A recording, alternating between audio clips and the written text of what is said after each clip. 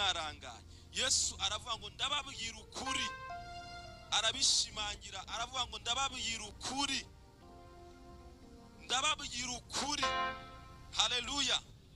Yesu arakubwiza ukuri muri uyu mwanya ngo icyo uzahambira mu isi no mu ijuru kizaba gihambiriwe. Haleluya, haleluya, haleluya. Hari ikintu ugomba guhambira muri uyu mwanya ukagishyiraho iherezo. Hari ikintu ugomba kuboha muri uyu mwanya kigashigwaho iherezo.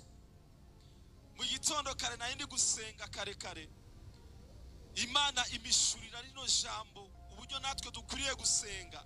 Inyishurira imbaraga ziri mu gusenga.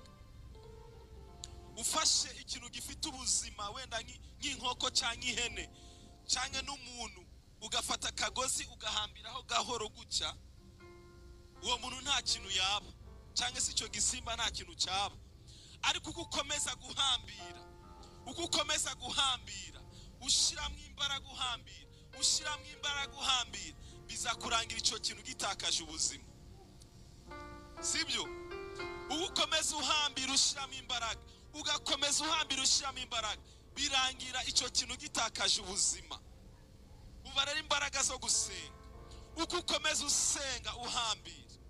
Haleluya. Uko ukomeza usenga uhambira, nuko uwo mugozi ubukene ucika. Ukomeza usenga uhambira, niko karandi icika mu buzima bwawe. Ukomeza usenga uhambira, niko ubukene buva mu buzima bwawe. Uko ukomeza usenga uhambira, hari imbaraga ziboshe ubuzima bwawe. Uko ukomeza usenga, izo mbaraga zigenda zicikagurika, zigenda zigicikagurika, ugasohoka ufite ubuzima bwinshi cyane. Haleluya, haleluya. Ese muri kumbona mwese? Reka mbereke impamvu tugomba gusenga. Aaron ndi kundeba kugeza ku birenge neza, nabinyuma muri kundeba, cameraman uri kundeba. Good. Murabona ntaberewe? Murabona ntaberewe? Hari ikintu mwanenga se? Muvugisha ukuri. Hari ikintu mwanenga? Ariko mfite impamvu zatuma nsenga muri uyu mwanya. Simberewe? Very smart. Very smart. Biri umuntu akwegere ngo araberewe. Haleluya. Uko mundeba ndaberewe, sibyo? Ariko mfite impamvu zatuma nsenga. Abantu benshi barabegwa, bagendera mu modoka nziza, batuye mu mazu meza, ariko bafite ibibazo by'ibanga abantu batazi, badashobora no kuvuga, badashobora no kwereka abantu ibibazo biri mu mutima wabo. Ariko ibyo ngibyo byakugwaho no gusenga. Yesu ashimwe cyane. Sivuze ngo naberewe, gira mba prove ko ntaberewe. Bibereke ko ntaberewe. Bibereke. Bibereke. Ufite impamvu zo gusenga. Bwira mugenzi wawe ngo ufite impamvu yo gusenga. Mubwire umuntu akwegera ngo ufite impamvu zo gusenga. Mubwire ufite impamvu zo gusenga. Nawe uri online ufite impamvu zo gusenga. Nubwo uberewe, nubwo wambaye neza, nubwo uba mu nzu nziza, ufite impamvu zo gusenga. Niyo mpamvu tugiye gusenga. Mundebere wa muntu uberewe. Mubonye amasogisi nambaye? Ntago muri kundeba. Mwegere hano mundebe neza.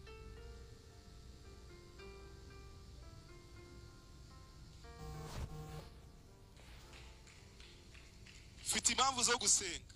Mwabonaga mberewe sibyo? Mwabonaga nambaye neza.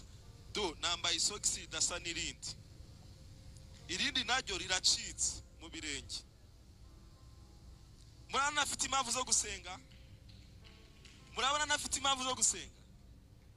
Cyangwa ntago mwabibonye? Bwira umuntu akwegera ngo ufite impamvu zo gusenga.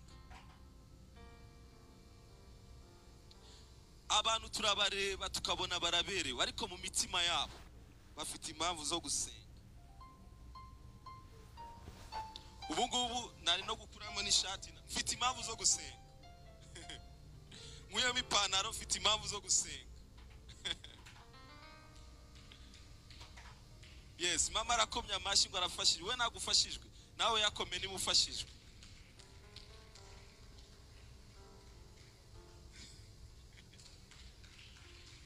Ndadarafashijwe Imana iguha umugisha.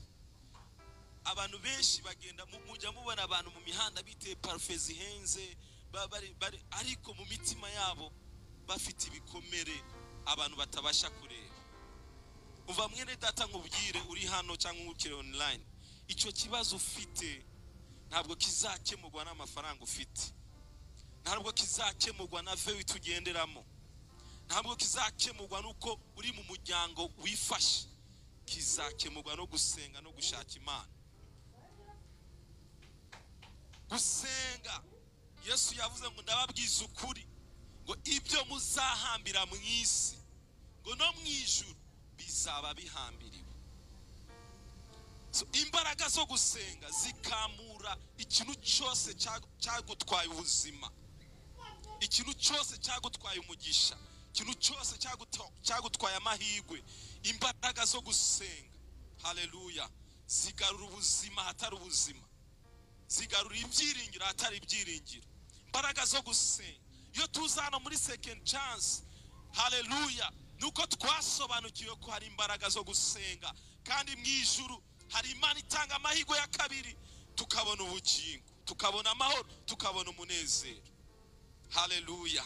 Nagira ngo